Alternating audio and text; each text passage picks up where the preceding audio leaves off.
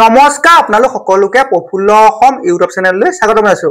যদি আপোনালোক চেনেলটোলৈ প্ৰথমবাৰৰ বাবে আহিছে প্লিজ চেনেলটো সাবস্ক্ৰাইব কৰি দিব, ভিডিঅ'টো এটা লাইক কৰি দিব আৰু লগৰ বন্ধু-বান্ধৱীসকলক শ্বেয়াৰ কৰি দিব।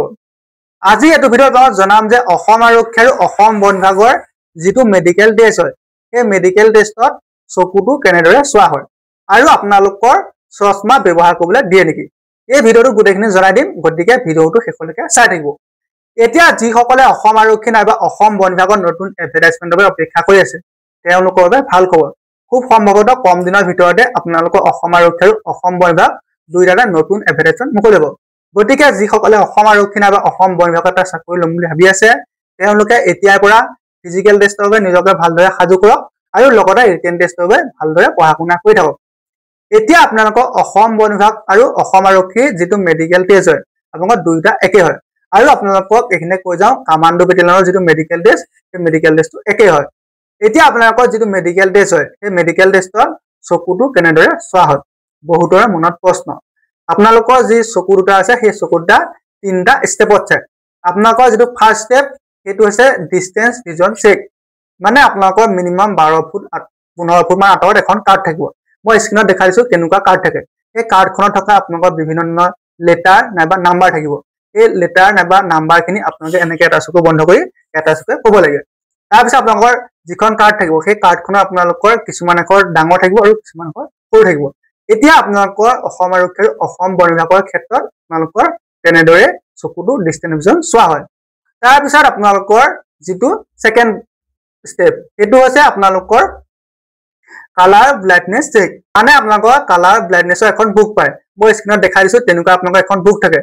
সেই বুকখনত আপোনালোকৰ বিভিন্ন ধৰণৰ নাম্বাৰ থাকিব। সেইখিনি আপোনালোকে ক'ব লাগে আপোনালোকৰ মিনিমাম 3 ফুট ডিষ্টেন্সৰ ৰাখি ক'ব লাগিব। তাৰপিছত আপোনালোকৰ কিছুমান ছবি থাকে, সেই ছবিৰ ওপৰে ওপৰে আপোনালোকে আঙুলিটো ঘূৰাব লাগে যে আপুনি সঠিক পথত আপুনি ঘূৰাব পাৰিছে নে নাই। তাৰপিছত আপোনালোকৰ যিটো 3 নম্বৰ ষ্টেপ সেইটো হৈছে পিন পইণ্ট চেক, মানে আপোনালোকক এডাল পেঞ্চিল নাইবা এটা কলম নাইবা এনেকৈ হাতৰ আঙুলিটো দিব। এই হাতৰ আঙুলিটো নাইবা পেঞ্চিলডাল নাইবা কলমটো যিফালে ঘূৰাই সেইফালে আপোনালোকৰ চকুৰ মণিটো ঘূৰাব লাগিব। আপোনালোকৰ যিটো চকু সেই চকুটো এই 3টা ষ্টেপতে চোৱা হয়। এতিয়া আপোনালোকৰ বহুতৰে মনত প্ৰশ্ন, যদিহে আপোনালোকৰ চকুটো বেছিকৈ ৰঙা হৈ থাকে নাইবা কিছুমানৰ চকুটো অলপ বগা পৰি থাকে তেতিয়া আপোনালোকৰ মেডিকেল আনফিট কৰাব নেকি। যদি আপোনালোকৰ ডিষ্টেন্স ভিজন ঠিকে থাকে বা কালাৰ ব্লাইণ্ডনেছৰ কোনো ধৰণৰ প্ৰব্লেম নাথাকে বা পিন পইণ্ট চেকত কোনো ধৰণৰ প্ৰব্লেম নাথাকে তেন্তে আপোনালোকৰ যদি অকণমান ৰঙা পৰি থাকে, কেতিয়াবা আপোনালোকৰ বেছিকৈ গা ধুলেও যিটো ৰঙা পৰি থকা লেখা হয় কোনো ধৰণৰ সমস্যা নহয়।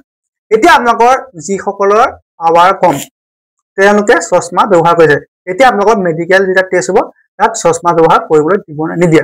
আপোনালোকৰ অসম আৰক্ষীৰ ক্ষেত্ৰত হওক নাইবা অসম বন বিভাগৰ ক্ষেত্ৰত হওক নাইবা কামাণ্ডো বেটেলিয়নৰ যিটো মেডিকেল টেষ্ট হয় তাত আপোনালোকক কোনো ধৰণৰ চশমা ব্যৱহাৰ কৰিবলৈ নিদিয়ে।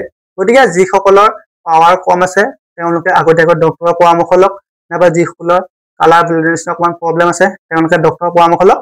কিন্তু আপোনালোকৰ পিন পইণ্টৰ যিটো সমস্যা আছে সেইটো আপোনালোকে ঘৰতে ঠিক কৰিব পাৰিব। আপোনালোকে যদি ঘৰতে এখন আইনাৰ সন্মুখলৈ প্ৰেক্টিছ কৰে তেন্তে আপোনালোকৰ পিন পইণ্টত ধুনীয়াকৈ প্লাছ কৰি যাব। যদি আপোনালোকৰ পাৱাৰ কম আছে নাইবা আপোনালোকৰ কালাৰ ব্লাইণ্ডনেছৰ প্ৰব্লেম আছে আপোনালোকে ডক্টৰৰ পৰামৰ্শ লওক, আপোনালোকৰ ধুনীয়াকৈ ঠিক হৈ যাব। ধন্যবাদ।